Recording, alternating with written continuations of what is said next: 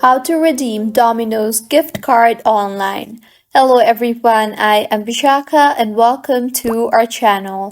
I will take you through the step-by-step process on how to redeem Domino's gift card online. Now, let's get right into the tutorial.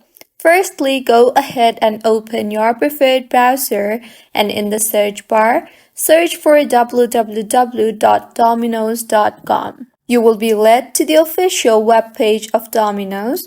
Now go ahead and make sure you are signed in and further scroll through and select the items that you want to make a purchase of and then tap on the view cart option. In the interface that you will be led to, you will see the apply coupon option. Tap on that and now you will see the type offer code here option.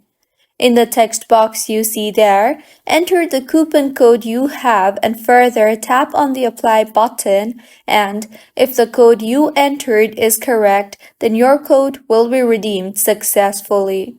So, this is how you can redeem Domino's gift card online. If you find this tutorial helpful, please like the video and do subscribe to our channel for more contents like this.